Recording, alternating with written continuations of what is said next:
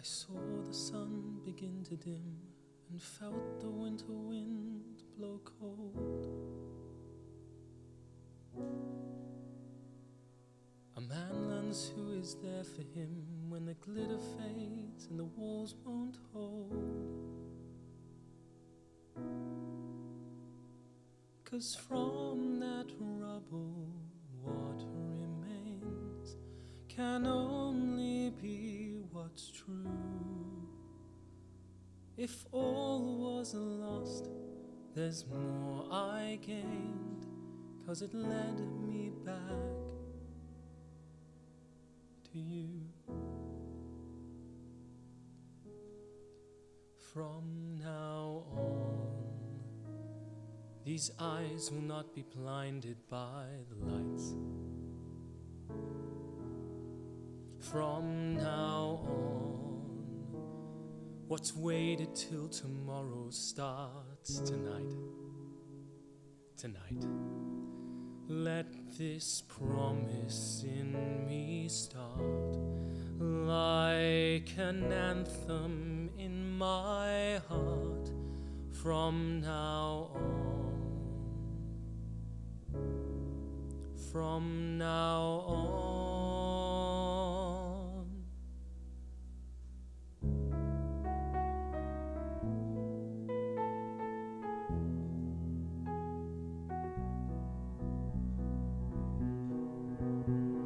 I drank champagne with kings and queens, the politicians praised my name. But those were someone else's dreams, the pitfalls of the man I became.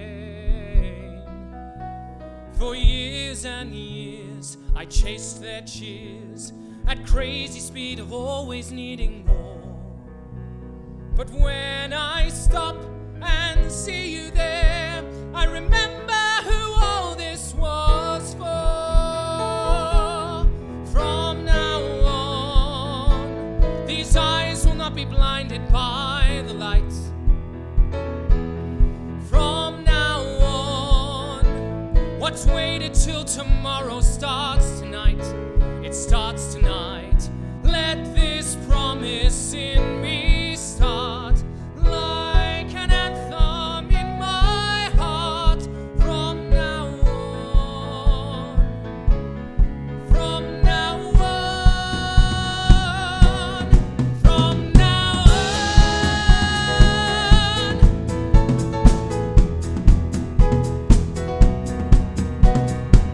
And we will come back home, and we will come back home, home again. From now on, these eyes will not be blinded by the lights. From now on, what's waited till tomorrow starts tonight. It starts tonight. Let this promise in me start like an anthem in my heart. From now on, from now on, from now on.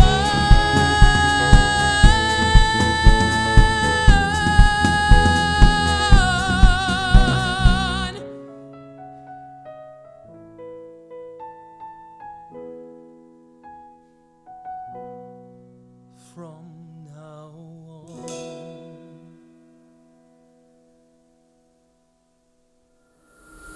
Theatre, an entire industry shut down by a global pandemic. In the Wings is a collection of interviews with writers, composers and creatives whose work was cancelled by COVID-19. In this series, we will shine a spotlight on 4 such productions, featuring performances by West End stars and a live band, the first since our theatres went dark. These are the stories of those shows waiting in the wings. Episode 3, Gretel. So Liv, tell us about your show. So we started working on it. I started working on the story in November 2018, so it really hasn't been that long.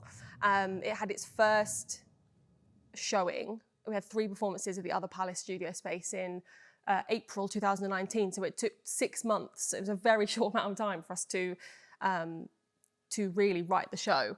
And that's the whole show. The whole show, oh, yeah. That's amazing. It wasn't in. I know it was quite a 6 months. Yeah. It's not in the form it is now. The story has definitely changed, and that's been the luxury of having this extra time to really tighten it. But the songs are very much almost still as they were. We've added a few and got rid of a few, but yeah, it was a real challenge of a tiny amount of time that we had before we had this date. But so great, deadlines, deadlines better than bread lines, I suppose.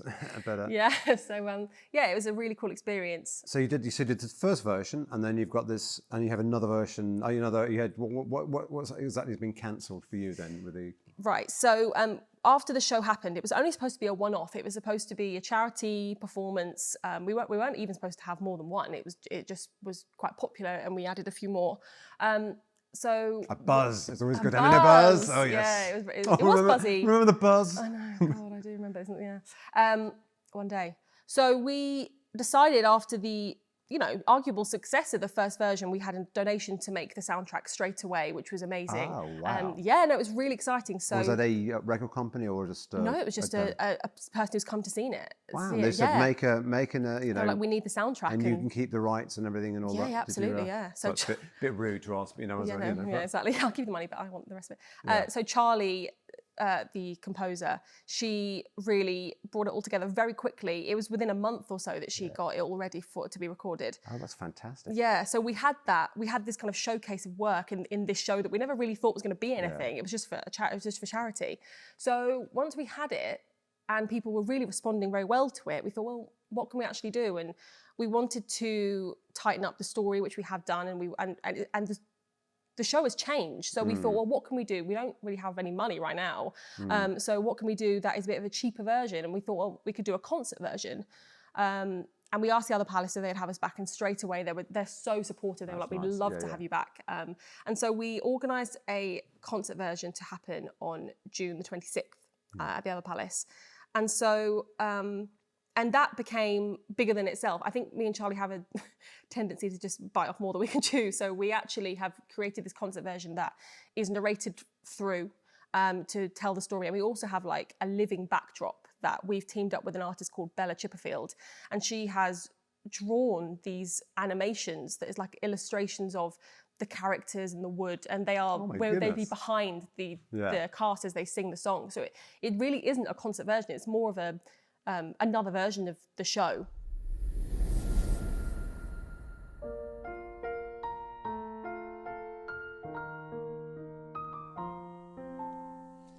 There's someone I'd go to when this life got so unkind. She would hold me close and dry the tears I always cried. She was kind of magic, always knowing what to do. But now I never see her magic shining through. And she never even looks at me the way that she used to. Her touch used to be gentle, and her eyes used to be warm. This pain is accidental, 'cause I know her heart is torn, and I know she's only trying to keep me safe from harm. But I sure could use a story I can hide inside while I'm not in her arms.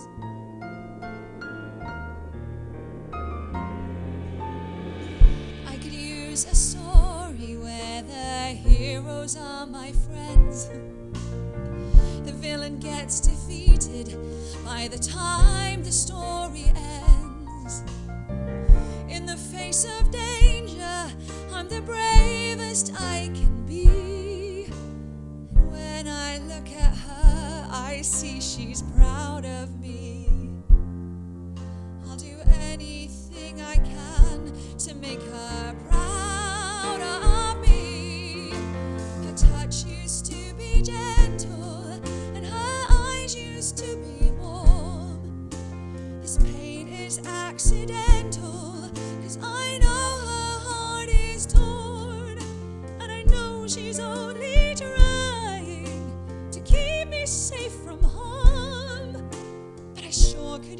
use a story I can hide inside while I'm not in her arms.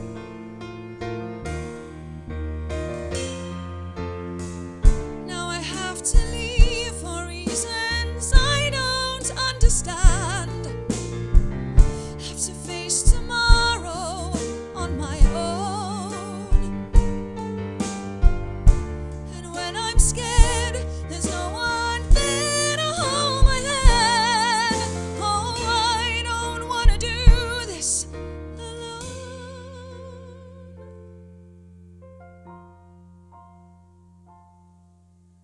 Her touch used to be gentle, and her eyes used to be warm.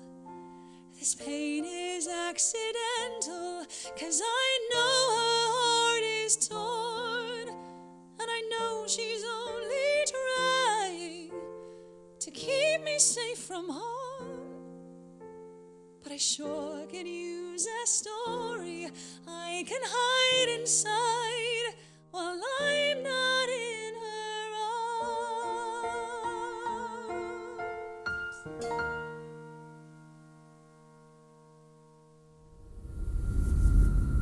I'm always interested in opening numbers because they're saying that's the thing that's the hardest one to get right, isn't Yeah. it? Did you find that yourself, or were you lucky and it just came? Yeah, I think the opening number was one of the first ones she wrote, and it's called Down in the Wood, and it really is, it kind of sets the scene. And it starts off with just Hansel and Gretel on stage, almost like singing a beginning of a ballad, almost, introducing. yeah. And then it just explodes into colour and Right. life, and Yeah, the yeah. fairies come out, and they all introduce themselves. And when I look at it now, when I listen to it, it just makes me, again, like what we were saying, like, I just want to watch it again, because Yeah, it just that's makes nice. the excitement burst out. And I do love it. But then My mate it's called John Dempsey, and he's a fantastic writer, and he did Witches of Eastwick. And his thing, he says, I don't know if it's his, but I think he said opening numbers have to be 120% more optimistic than the rest of the show. Yes, And I thought that's that kind is of, totally true. Yeah, Yeah, yeah. And I think ours is actually, yeah, definitely. But it's almost like a calling card. I think the opening Yeah. number, if you give it to anyone and they listen to it, that's what the show is, or that's what you want the feeling of the show to be. Also, a show never recovers from a bad opening number. I know, that is true. It's terrifying. It It is doesn't 'cause matter. you don't win them back. It's that thing in music theatre. It's a very weird thing. Is that you've got to be on the front foot all the time, and it's especially at the beginning. Those first 4 or 5 numbers, just got to knock Yeah. them out of the ballpark. Yeah, you do. Or else there's no turning back. Yeah, and I think or our you'll just audience, catch up, and that's you have to catch up, absolutely, Yeah, yeah. And our audience just wasn't, I don't think they were really expecting it, because it was just not supposed to be a full show. Yeah. And when it was, it was a beautiful moment. Me and the audience just, drunk, crying. I just feel like, thank God. But the atmosphere was just electric. And that, you just never really forget that, do you, as a writer? No. The first time you hear something that other people are doing, and you're not actually playing in it or anything like that. You've and you given go, it. Oh. You've given it away. But So yeah, it was great. And can I ask you a rude question? How were you financing the next version? Is it all self-financed? Well, this is where COVID comes into it, because we didn't have a producer backing for this concert version. So we paid through ticket sales for the venue, but to pay the band, to pay the cast, everything else, we were applying for Arts Council funding. We did the application. Right. Oh yeah. And it was a definite labour of love. It took so long. Yeah. And we sent it off, into the wind. And unfortunately, obviously, I think we probably were waiting for about a month, and then coronavirus happened. And we kind of looked at each other like, I'm not sure this is actually going to happen. And then obviously, lo and behold, we got the email saying the Arts Council are amazingly bailing out creatives who really need it, not for new projects. So that was a blow, definitely. Yeah. And that will be something that we still have to explore. We have lost that avenue, but we will find other ways to do it. A concert version in the studio space is not a hugely financial burden, but it is important that we pay everyone. And I really, feel strongly about that. So we will find other ways. But the Arts Council was our way, hopefully, but not this time.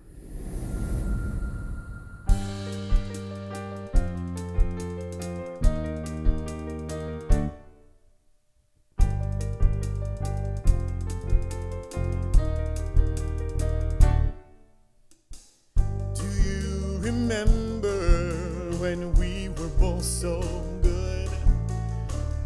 Every day was so dull, just spent enchanting this wood. It was always so boring, and smiling was essential. Then along came Gloria, who saw our dark potential. I can still remember that first taste of evil. I can still recall that first thrill. You don't need happy endings when you find dark magic. You feel your powers ascending when you find dark magic. I think it's time we watch the good guys fail. You and I are redefining this fairy tale.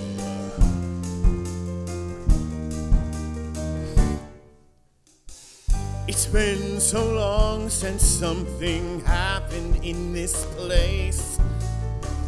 I think it's time we wiped that smile off Gretel's face.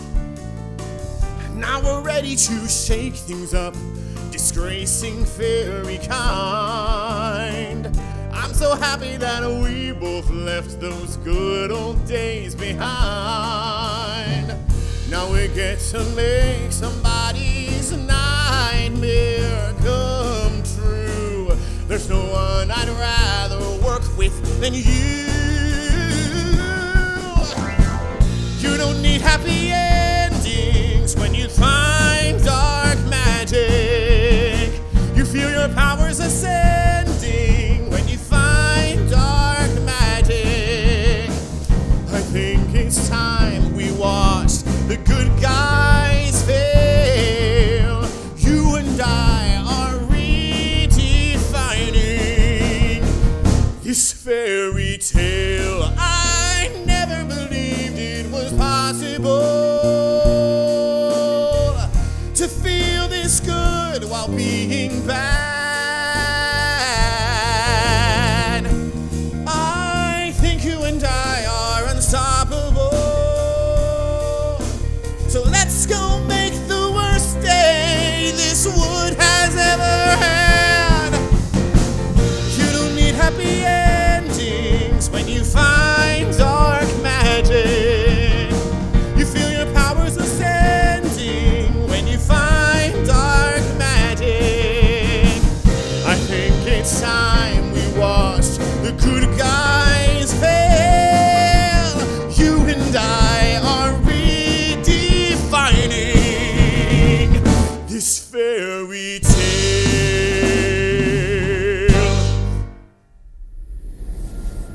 Yeah, it's weird how it swings around about, isn't it? Yeah, It's- yeah, I wonder actually if some elements of the industry will actually benefit. Yeah. Who knows? But yeah, I feel hopeful for our show, and I think that it has legs creatively. Sometimes that isn't always enough Yeah.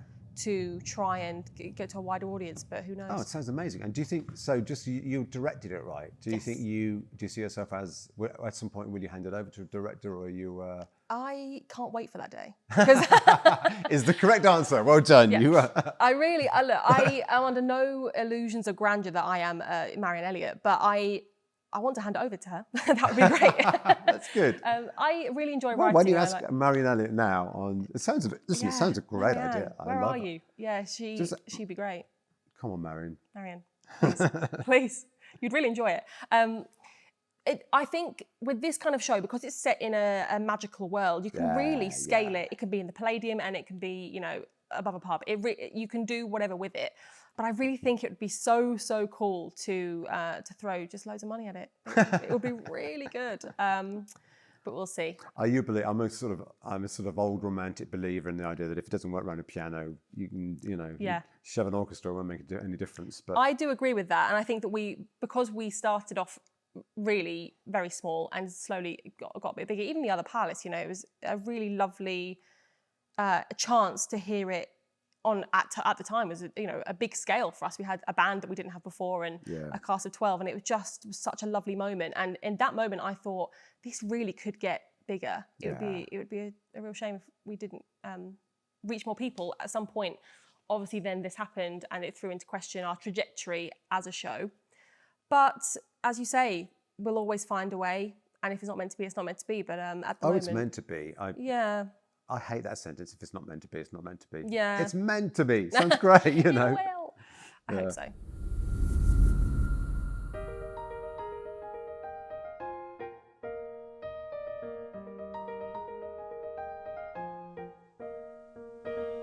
Another curtain rises on another scene. Everybody else seems to be happy with the way these things have always been. But I don't know if I want everything to stay the same. No, I don't know if I'm happy following my brother's name. It's a little strange, but now it's time for change.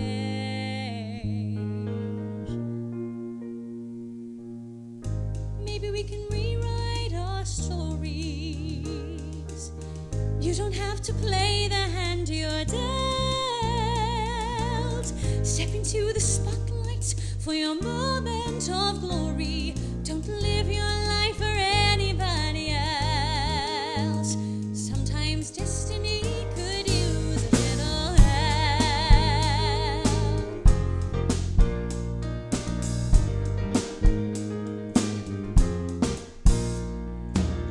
We get so used to being told what we should do. Everybody else weighs in with their opinion of what they think is best for you. But now I'm through with doing anything that don't feel right. Oh, now I'm through listening to anything but my own mind. It's a brand new start. I'm following my heart.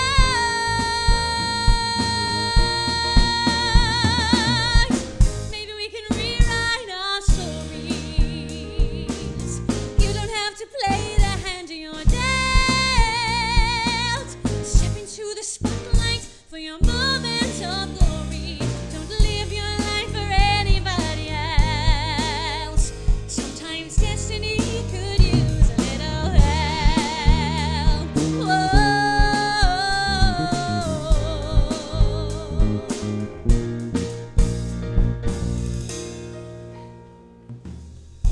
Maybe we can rewrite our stories.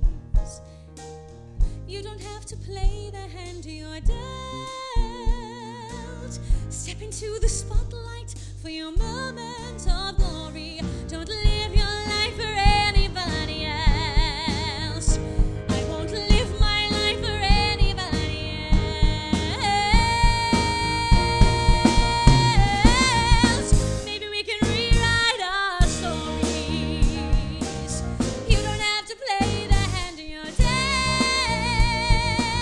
Step into the spotlight for your moment of glory. Don't live your life for anybody else. Sometimes destiny could use a little help.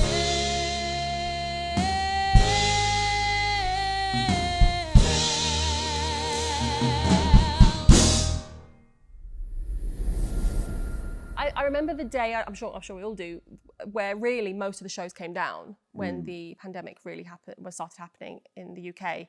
And it was, for me, it was a sense of it was a mixture of fear and just intense sadness for seeing other shows, my friend shows, you know, my housemate coming home from a tour that he'd just started and it's like, what do I do now? It was really sad, and but I think even at the time, none of us really thought that it would be this long before we'd be up and running again. And that's why when it all happened, Charlie and I didn't really even think about Gretel, because it was, you know, June, and June is a long time away, but here we are, and it's not. And no, I remember when Edinburgh was cancelled, it was like, oh no, because then Edinburgh's like, you know, summer without Edinburgh Festival. So it feels like exactly. And it's something to look forward oxygen, to. You know? Yeah, it was really sad, and I think a lot of people were devastated and scared. It's their livelihood, you know. And I think there might be a certain element, because looking at what's happening at the moment, theatre sometimes can be passed off as a non-essential or elitist, and you know, James Graham said it best on Question Time. It's not elitist. It's a lot of people, they rely on it to you know, to get through. It's their livelihood, and people who just love the arts. You know, it's not just an upper middle class thing at all. It's, you know, it's grassroots definitely. So it's really sad. But stuff like this really gives me hope because it as you say, it's resourceful and tenacious. We're finding other ways to create and promote work, and theatre over the periods of history has disappeared and come back again, and it's cyclical. It will always do that, and it's scary right now, but it will always come back, I think.